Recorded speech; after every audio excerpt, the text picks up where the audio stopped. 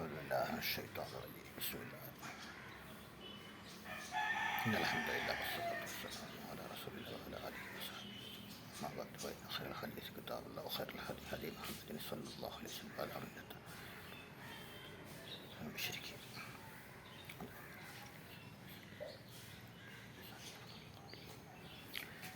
പ്രിയ സുഹൃത്തുക്കളെ, ഇന്ന് വീഡിയോയിൽ വരാനുള്ളൊരു കാരണം, ഇന്ന് രാജ്യത്ത് വഖഫ്, വർഗീയത, ഒരു കലാപത്തിൻ്റെ രംഗത്തിലേക്ക് കലാപം സൃഷ്ടിക്കാനുള്ള ആസൂത്രണങ്ങളുമായി ഛിദ്രശക്തികൾ ശ്രമിച്ചുകൊണ്ടിരിക്കുന്ന ഒരു പ്രത്യേക സാഹചര്യമാണിത്.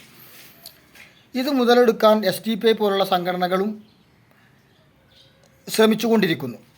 ഒരേ സമയം മുസ്ലിം പണ്ഡിതന്മാരെക്കുറിച്ച് ആക്ഷേപങ്ങൾ ഉണ്ടാക്കുക, അവരെക്കുറിച്ച് അപകീർത്തിപ്പെടുത്തുക, അവരെ RSS ചാരന്മാരാക്കി മാറ്റുക എന്നുള്ള രീതിയിലുള്ള പ്രവർത്തനങ്ങളാണ് അവർ ആദ്യമായി പ്രവർത്തിച്ചു കൊണ്ടിരിക്കുന്നത്. അത് പല രംഗത്തും നമുക്ക് കാണാൻ സാധിക്കും.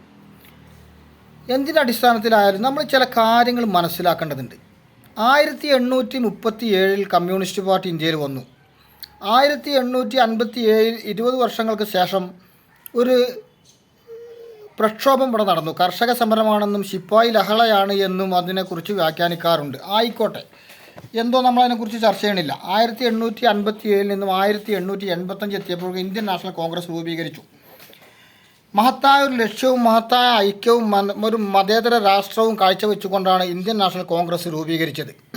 ആ ആശയത്തെ എല്ലാ ജനങ്ങളും ഒരുപോലെ ഉൾക്കൊണ്ടു. പക്ഷെ അന്നും വട്ടച്ചൊറിയുള്ള കോൺഗ്രസ്സുകാർ അതിലുണ്ട്, ഇല്ലയെന്ന് നമ്മൾ പറയണില്ല. അതേപോലെ 1885 നിന്ന് 1920 എത്തിയപ്പോഴേക്കും കമ്മ്യൂണിസ്റ്റ് പാർട്ടി വീണ്ടും നിലവിൽ വന്നു. 1921 കേരളത്തിൽ വമ്പം പ്രക്ഷോഭം നടന്നു, കൂട്ടക്കൊലപാതകങ്ങൾ നടന്നു. 1921 വല്ലാത്ത സംഘർഷങ്ങൾ നടന്നതിൻ്റെ അടിസ്ഥാനത്തിൽ മുസ്ലിങ്ങൾ വിധവകളായി, അനാഥകളായി, ധാരാളം പ്രശ്നങ്ങളുണ്ടായി. അങ്ങേയറ്റം ആപതിക്കപ്പെട്ട ഒരു അവസ്ഥയിലാണ് കേരള മുസ്ലിം ഐക്യസംഘം 1922 രൂപീകരിച്ചത്. അന്ന് എല്ലാവരും ഉണ്ടായിരുന്നു. 1922 നിന്നും ചില ആളുകൾ, കുറച്ചാളുകൾ മാത്രം അതിൽ നിന്നും വേറിട്ട് പ്രവർത്തിക്കാൻ അവർ സന്നദ്ധരായി. ആയിക്കോട്ടെ, അത് അവരുടെ ആദർശങ്ങളും ആദർശ സംരക്ഷണത്തിനാണ് എന്ന് പറഞ്ഞിട്ടുള്ള നീക്കങ്ങളൊക്കെ അവരുടേതായ പ്രവർത്തനങ്ങളുമായി അവർ മുന്നോട്ട് പോകുന്നു. ആയിക്കോട്ടെ, 1922 നിന്ന് 24 നിന്ന് 25 എത്തിയപ്പോഴേക്കും RSS രൂപം കൊണ്ടു. 25 RSS രൂപപ്പെട്ടതിന് ശേഷം 1925 RSS രൂപീകരിക്കപ്പെട്ടതിന് ശേഷം ഹിന്ദു മതരാഷ്ട്രവാദം സജീവമായി. അതിനുശേഷം 1944 ആയപ്പോഴേക്കും ജമാഅത്തെ ഇസ്ലാമി മതരാഷ്ട്രവാദവുമായിട്ട് തിരിച്ചു വന്നു. 1948 2 രാഷ്ട്രങ്ങൾ രൂപീകരിക്കപ്പെട്ടു.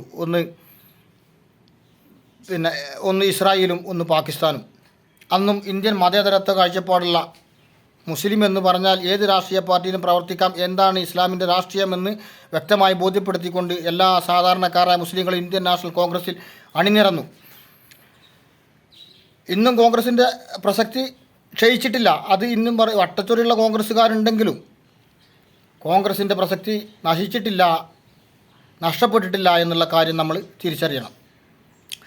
1948 നിന്ന് 1980 ആയപ്പോഴേക്കും 2 കാര്യങ്ങൾ ഇവിടെ നടന്നു. ഒന്ന് സിമിയിലൂടെ ഇന്ത്യയുടെ മോചനം ഇസ്ലാമിലൂടെ എന്ന തത്വവും ഇസ്ലാമിൻ്റെ അന്ത്യം ഇന്ത്യയിൽ തന്നെ എന്ന വിരുദ്ധ മുദ്രാവാക്യവും നമ്മൾ കണ്ടു. സിമിയുടെ രൂപമാറ്റം 1980 സിമിയുടെ രൂപമാറ്റം വന്ന് NDF ആയി. 1983 രഹസ്യമായ പരസ്യ പ്രവർത്തനത്തിലേക്ക് NDF നീങ്ങി. 1992 ആയപ്പോഴേക്കും മുജാഹിദ് പ്രസ്ഥാനം പിളർന്നു, സമസ്ത പിളർന്നു. ഓരോന്നും ഓരോ കക്ഷികളായി. ഇതെല്ലാം സംഭവിച്ചെങ്കിലും 1992 ബാബരി മസ്ജിദ് തകർന്നു. ബാബരി മസ്ജിദ് തകർത്തു. അതിന് വടമൊരുക്കിയ ICS അബ്ദുൽ നാസർ മദനിയെ ഉപയോഗിച്ച് ചെറിയൊരു നാടകം ഛിദ്രശക്തികൾ നടത്തിയെങ്കിലും അവർക്ക് വിജയം കാണാൻ സാധിച്ചില്ല. കേരള മുസ്ലിം ഐക്യസംഘത്തിൻ്റെ ആ ആദർശം ഏറ്റെടുത്തുകൊണ്ട് മുസ്ലിം ലീഗ് പ്രവർത്തനം തുടങ്ങി കേരളത്തിൽ. ആ മുസ്ലിം ലീഗിനെ ഇന്ന് സമസ്തകൾ എന്ത് ചെയ്യണത്? ഞാൻ പ്രത്യേകമായിട്ട് പറയല്ല, പ്രത്യേകം നമ്മൾ തിരിച്ചറിയേണ്ട ചില കാര്യങ്ങളാണ്. ഇപ്പോൾ APEK സമസ്ത പ്രശ്നം ഇന്ന് മുസ്ലിം ലീഗിലൂടെയായി. ഇന്ന് മുസ്ലിം ലീഗിലൂടെ മാറ്റാനുള്ള ശ്രമങ്ങൾ തുടങ്ങിക്കഴിഞ്ഞു. ലീഗും സമസ്ത മുസ്ലിം ലീഗ് ഇസ്ലാമിനെതിരാണ് എന്നുള്ള രീതിയിൽ വരുത്തി തീർക്കാൻ വേണ്ടിയിട്ട് മുസ്ലിം ഐക്യസംഘത്തെ പാടെ ഇല്ലാതാക്കാൻ വേണ്ടിയിട്ടുള്ള പരിശ്രമങ്ങളും ഇന്ന് നടന്നുകൊണ്ടിരിക്കുന്നു വിവിധ വ്യത്യസ്ത ശൈലികളിൽ.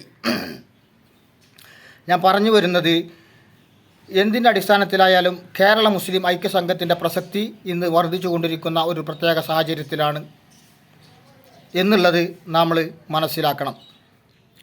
1992 കഴിഞ്ഞു.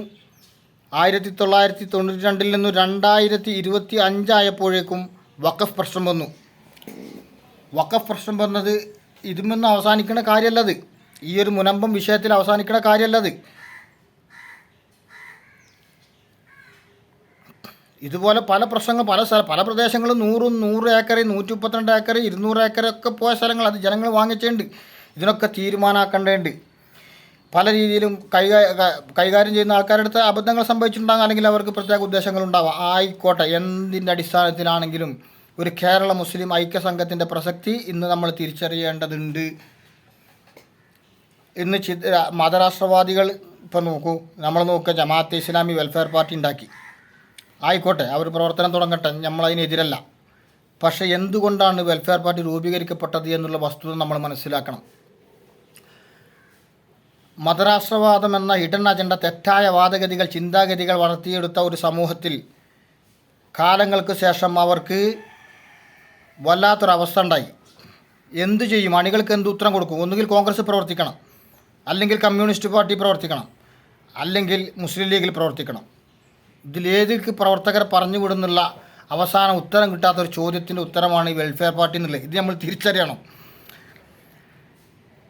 അപ്പോൾ ഈ അണികളെ സന്തോഷിപ്പിക്കാൻ വേണ്ടി ഉണ്ടാക്കിയൊരു പ്രസ്ഥാനമാണിത്. അതല്ലാതെ ഹിഡൻ അജണ്ട രൂപീകരിക്കാനോ അത് നടപ്പിലാക്കാനോ പ്രയോഗവൽക്കരിക്കാനോ ഒന്നുമല്ല. അപ്പോൾ ഇത് നമ്മൾ തിരിച്ചറിയണം. ഇതുപോലെ തന്നെ STPI, ഒന്നുകിൽ STPIയിൽ പ്രവർത്തിക്കണം, അവർക്ക് അതിലും പ്രവർത്തിക്കാൻ അവർ സന്നദ്ധരായില്ല. അവർ മറിച്ച് മറ്റൊരു രാഷ്ട്രീയ പാർട്ടി ഉണ്ടാക്കി അവർ പ്രവർത്തിച്ചു. ആയിക്കോട്ടെ, STPI ഇപ്പുറത്തും RSS വിരുദ്ധത അങ്ങേയറ്റം. ആയിക്കോട്ടെ, RSS വിരുദ്ധതമാണ്. RSS എന്ന് പറഞ്ഞത് വെറും ഒരു ഹിന്ദു സമുദായത്തിൻ്റെ മാത്രം സംഘടനയല്ല. RSS എന്ന് പറയുന്നത് മുസ്ലിങ്ങളും ക്രിസ്ത്യാനികളും ഹിന്ദുക്കളും കൂടി ചേർന്ന ഒരു ആഗോള ഭീകര സംഘടനയാണ്. ഇത് നമ്മൾ തിരിച്ചറിയണം. അതിൻ്റെ പ്രവർത്തനങ്ങൾ ഓരോന്നും നിങ്ങൾ വിശദീകരിച്ച് നോക്കി, നിങ്ങൾ വിശദമായിട്ടൊന്ന് പഠിച്ചു നോക്കി, അപഗ്രഥിച്ച് ശരിയായ രീതിയിൽ പഠിപ്പിച്ചു നോക്കി. ഇന്നൊക്കെ എല്ലാ പ്രസ്ഥാനങ്ങൾക്കും പഴയകാല ചരിത്രം പറഞ്ഞ ജാതീയത, വർഗീയത, വർണ്ണവിവേചനം, വേദം പഠിക്കാൻ പാടില്ലാത്ത അവസ്ഥ, സ്ത്രീ വിദ്യാഭ്യാസം 1930 സ്ത്രീ വിദ്യാഭ്യാസം ഹറാമാണെന്ന് പറഞ്ഞ പണ്ഡിതന്മാരുണ്ട് പല പ്രസ്ഥാനങ്ങളിലും. ഇന്നും അത് നിലനിൽക്കുന്നുണ്ട്. ഇന്ന് അവർക്ക് പ്രത്യക്ഷത്തിൽ പറയാൻ പറ്റുന്ന സ്ത്രീകൾക്ക് വിദ്യാഭ്യാസം കൊടുക്കാൻ ഒരു മത്സരിക്കുകയാണ്. ആയിക്കോട്ടെ, അൽഹംദുലില്ലാ, എന്തോ ആയിക്കോട്ടെ. എന്നാലും ഒരു വിഭാഗം ഇങ്ങനത്തെ ഒരു ചിത്രശക്തികൾ എല്ലാത്തിൻ്റെ ഉള്ളിലുണ്ട് എന്നുള്ളത് ഒരു യഥാർത്ഥ സത്യമാണ്. അതുകൊണ്ട് ഇന്നത്തെ പ്രത്യേക സാഹചര്യത്തിൽ ഇന്ത്യയുടെ മോചനത്തിന് ഇന്ത്യൻ നാഷണൽ കോൺഗ്രസിനെയും അതേപോലെ മുസ്ലിം ലീഗിനെയും കമ്മ്യൂണിസ്റ്റ് പാർട്ടികളെയും ഒരുപോലെ ശക്തിപ്പെടുത്തേണ്ട ഉത്തരവാദിത്തം മുസ്ലിങ്ങൾക്കുണ്ട് എന്നുള്ള ഒരു കാര്യം നമ്മൾ മനസ്സിലാക്കണം, ശരിയായ അർത്ഥത്തിൽ മനസ്സിലാക്കണം. അതുകൊണ്ട് ഇതര രാഷ്ട്രീയ പാർട്ടികളെ എല്ലാം തന്നെ നിരുത്സാഹപ്പെടുത്തുക തന്നെ വേണം. തീർച്ചയായിട്ടും അത് തിരിച്ചറിയണം, എന്തുകൊണ്ടാണ് ഇങ്ങനെ സംഭവിക്കുന്നത് എന്നുള്ളത്. അതുകൊണ്ട് എന്താണ് മുസ്ലിം, എന്താണ് ഇസ്ലാം, എന്താണ് മുസൽമാൻ്റെ രാഷ്ട്രീയം എന്നൊക്കെ ശക്തമായും വ്യക്തമായും പഠിക്കേണ്ടതുണ്ട്. അതുപോലെ മുനമ്പം മാത്രമല്ല, എല്ലാ വഖഫ് വിഷയത്തിലും, അതുപോലെ മതപരമായ വിഷയങ്ങൾ. ഇപ്പോൾ ഇന്ന് പരപ്പനങ്ങാടി സംഗതി പണ്ടൊക്കെ അവസാനിക്കാത്ത ഖണ്ഡന പ്രസംഗങ്ങളായിരുന്നു. കുറേ ഗുണമുണ്ട്, അതുപോലെ ദോഷമുണ്ട്. ഈ ഗുണവും ദോഷമില്ലാത്തൊരു സംഗതി ഇല്ലല്ലോ. അതായിക്കോട്ടെ. ഇപ്പോൾ പരപ്പനങ്ങാടി ഇന്ന് സംഭവിച്ചു കൊണ്ടിരിക്കുന്നത് ഇപ്പോൾ 7ാം ഖണ്ഡനത്തിലേക്ക് എത്തി. വിശുദ്ധ മുജാഹിദുകൾ, 2 മുജാഹിദ് വിഭാഗങ്ങൾ പരസ്പരം അങ്ങോട്ടും ഇങ്ങോട്ടും ആരോപിച്ചുകൊണ്ടേ ആരോപണം നിൽക്കണില്ല, അവസാനിക്കണില്ല. ഇതിനൊരു ഇസ്ലാമിന് 1500 കൊല്ലം മുമ്പ് ഒരു തീരുമാനം പറഞ്ഞുപോയി കൂട്ടരെ. ഇതിലിന്നും അവ്യക്തത ഉണ്ടാക്കിക്കൊണ്ടിരിക്കുന്ന പല കാര്യങ്ങൾ എന്തിനാണ്? ഇതൊക്കെ മനസ്സിലാക്കാൻ ഇത്ര വലിയ പ്രയാസമുണ്ടോ? അപ്പോൾ എല്ലാവരും, ഞാൻ പറഞ്ഞു വരുന്നത്, എല്ലാവരും മനസ്സിലാക്കേണ്ടത് കേരള മുസ്ലിം ഐക്യസംഘത്തിൻ്റെ ഒരു പ്രവർത്തനം ഇന്ന് അനിവാര്യമായ ഒരു ഘട്ടത്തിലാണ്. അതുകൊണ്ട് ഇന്ത്യൻ യൂണിയൻ മുസ്ലിം ലീഗും കോൺഗ്രസും കമ്മ്യൂണിസ്റ്റ് പാർട്ടികളും സംയുക്തമായി വേറിട്ട് നിൽക്കാതെ തീവ്രവാദത്തിനെതിരെ, മതരാഷ്ട്രവാദത്തിന് എതിരെ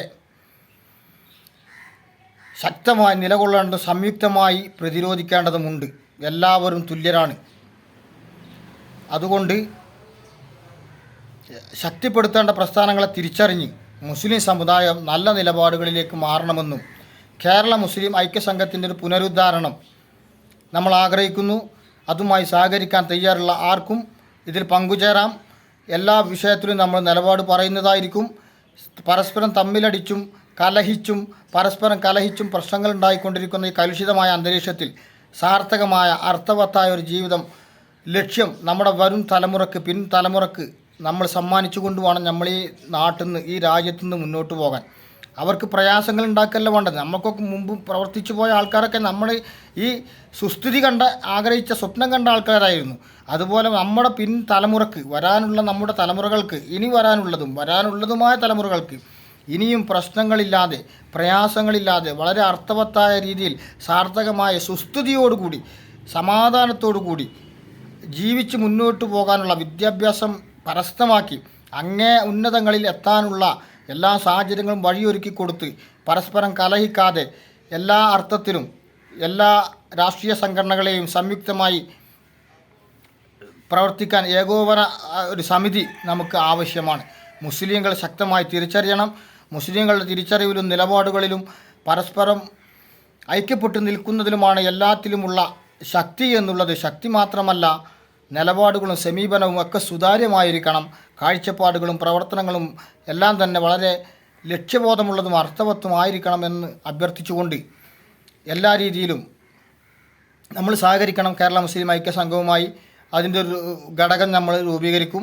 അതിൻ്റെ ഒരു പുനരുദ്ധാരണം നമുക്ക് ആവശ്യമാണ്, വളരെ സത്യസന്ധമായ ആവശ്യമാണ്. ഇന്നും തന്നെ പലതരം പ്രശ്നങ്ങളുണ്ട്, എല്ലാ രീതിയിലും പ്രശ്നങ്ങളുണ്ട്. നമ്മൾ ആരോടും പ്രത്യേകിച്ച് നമുക്ക് വരുത്തുന്നില്ല. എല്ലാവരുടെ അടുത്തും നല്ല കർമ്മങ്ങളുണ്ട്. ഇപ്പോൾ SDPI പൂർണ്ണമായി തീവ്രവാദികളാണെന്നല്ല പറയുന്നത്. നിഷ്പക്ഷമതികൾ ഉണ്ടാവാം, നിലപാടുള്ളവരുണ്ടാകാം. പക്ഷേ ഇന്ന് ഏറ്റവും കൂടുതൽ മുസ്ലിം ലീഗിനെ വിമർശിക്കാത്തൊരു സ്റ്റേജ് പോലും SDPIക്ക് ഇല്ല എന്നുള്ളൊരു വസ്തുത കൂടി നമ്മൾ മനസ്സിലാക്കണം. ചരിത്രപരമായ അബദ്ധങ്ങളിലേക്ക് അവർ നീങ്ങിക്കൊണ്ടിരിക്കുന്നു, മുസ്ലിം സമുദായത്തെ നയിച്ചുകൊണ്ടിരിക്കുന്നു.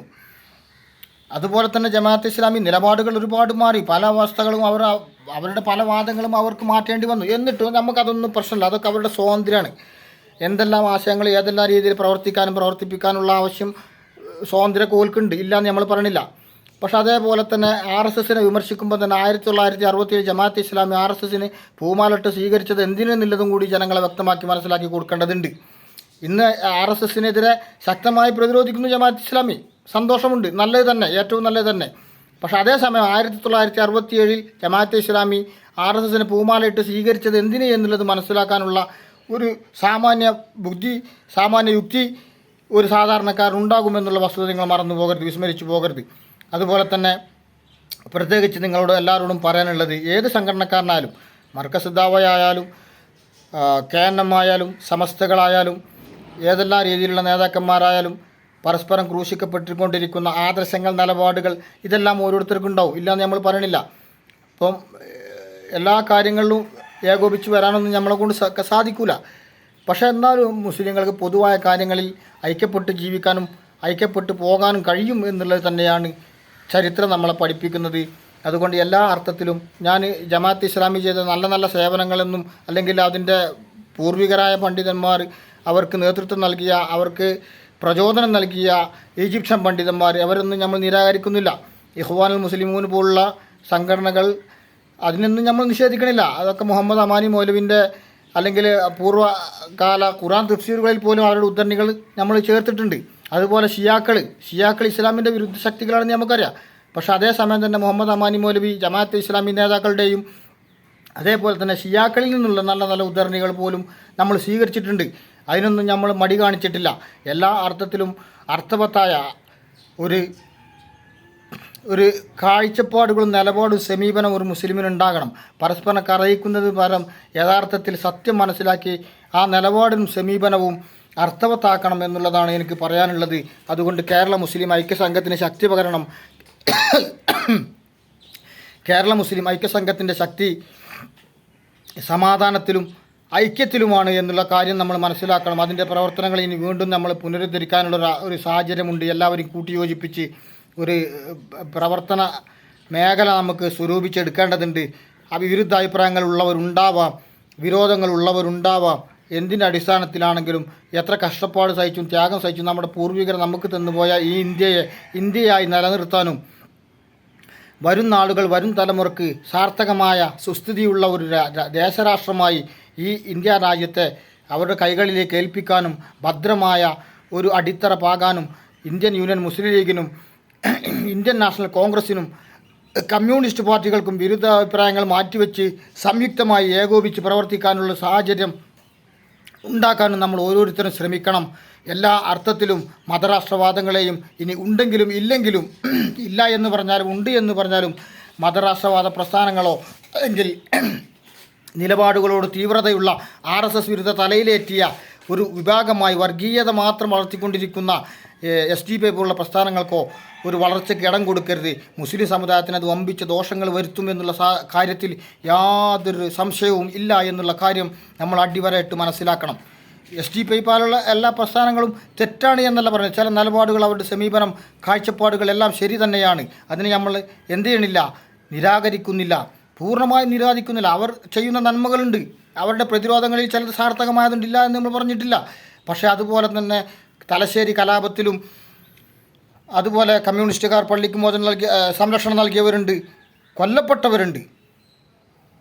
അതുപോലെ തന്നെ കോൺഗ്രസ്സിലും മുസ്ലിം ലീഗിലും എല്ലാ രീതിയിലും എല്ലാവരെയും ഒരുമിച്ച് സമർത്ഥമായി എല്ലാ കാഴ്ചപ്പാടുകളും വിശാലമായ കാഴ്ചപ്പാട് കൂടി പ്രവർത്തിക്കുന്നൊരു സമൂഹത്തെ വളർത്തിയെടുക്കേണ്ടതുണ്ട്. വരും തലമുറയിലേക്ക് ഈ തീവ്രവാദ പ്രസ്ഥാനങ്ങൾ നടത്തിക്കൊണ്ടിരിക്കുന്ന അബദ്ധങ്ങളെ നമ്മൾ തിരിച്ചറിയണം. ISS രൂപീകരിച്ചപ്പോൾ അവരുടെ ലക്ഷ്യം മുസ്ലിം ലീഗായിരുന്നു. മലപ്പുറം ജില്ലയിൽ നിന്ന് മുസ്ലിം ലീഗിനെ തകർക്കുക എന്നുള്ളതായിരുന്നു അവരുടെ ലക്ഷ്യം. പക്ഷേ അവർക്ക് പൂർത്തീകരിക്കാൻ കഴിഞ്ഞില്ല. ഇന്ന് സമസ്ത APK പ്രശ്നം മുസ്ലിം ലീഗിലേക്ക് കൊണ്ടുവരാൻ ശ്രമിക്കുന്നു. അപ്പോഴും അവരുടെ ലക്ഷ്യം എന്താണ്? മുസ്ലിം ലീഗ് മതവിരുദ്ധമാണ്, മതത്തിനെതിരാണ് എന്നുള്ള രീതിയിൽ മുസ്ലിം ലീഗിനെ തെറ്റായി വ്യാഖ്യാനിക്കാനും മുസ്ലിം ലീഗിൻ്റെ കാഴ്ചപ്പാടുകളെയും ഐക്യപ്രവർത്തനങ്ങളെയും നിർവീര്യമാക്കാനുള്ളൊരു പരിശ്രമം ഇന്ന് അതിൻ്റെ ഉള്ളിൽ കൂടെ തന്നെ നടന്നുകൊണ്ടിരിക്കുന്നു, സമസ്തയിലൂടെ തന്നെ നടന്നുകൊണ്ടിരിക്കുന്നു എന്നുള്ള വൈരുദ്ധ്യം നമ്മൾ തിരിച്ചറിയണം. അതേപോലെ തന്നെ SDP പോലുള്ള നല്ല പ്രവർത്തനങ്ങൾ നടത്തുന്നവരുണ്ട്, ഇല്ല എന്ന് നമ്മൾ പറയുന്നില്ല. നല്ല കാഴ്ചപ്പാടുകളുള്ളവരുണ്ട്. പക്ഷേ അവർക്ക് അവരുടെ ഒരു സ്റ്റേജ് മുസ്ലിം ലീഗിനെ വിമർശിക്കാതെ പോകുന്നില്ല എന്നുള്ള ഒരു വസ്തുത കൂടി നമ്മൾ തിരിച്ചറിയണം. അതുകൊണ്ട് ഇന്ത്യൻ നാഷണൽ കോൺഗ്രസ്സിലും മുസ്ലിം ലീഗിലും കമ്മ്യൂണിസ്റ്റ് പാർട്ടികൾക്കും സംയുക്തമായി വഖഫിനെതിരെയും വർഗീയതക്കെതിരെയും അസമത്വത്തിനെതിരെയും ജാതീയതക്കെതിരെയും വർണ്ണവിവേചനത്തിനെയും ഒരുപോലെ പ്രവർത്തിക്കാനും സംഘടിക്കാനുമുള്ള ഒരു സംയുക്തമായി പ്രവർത്തിക്കാനുള്ള ഒരു മേഖല സംജാതമാകേണ്ടതുണ്ട്. അത് അഖിലേന്ത്യാ അടിസ്ഥാനത്തിൽ തന്നെ നമ്മൾ വളർത്തിയെടുക്കേണ്ടതുണ്ട്. അതിനുള്ള പരിശ്രമങ്ങൾ ഉണ്ടാവണം. അതിനൊന്നും വലിയ തോതിൽ നമുക്ക് സാധിക്കുകയില്ല എങ്കിലും ചെറിയ തോതിലെങ്കിലും നമുക്ക് കേരള മുസ്ലിം ഐക്യസംഘത്തിൻ്റെ പ്രവർത്തന രീതിയും അതിനെ തിരിച്ചു കൊണ്ടുവരേണ്ടതുണ്ട്. എല്ലാ അർത്ഥത്തിലും നമ്മൾ അതിനെ മനസ്സിലാക്കണം, അതിനെ സ്വീകരിക്കണം, എല്ലാവരും സഹകരിക്കണമെന്ന് അഭ്യർത്ഥിച്ചുകൊണ്ട് ഞാൻ എൻ്റെ വാക്കുകൾ ഉപസംഹരിക്കുന്നു. വാഖിർ ദഅവാന അനിൽ ഹംദുലില്ലാഹി റബ്ബിൽ ആലമീൻ. അസ്സലാമു അലൈക്കും വറഹ്മത്തുള്ളാഹി.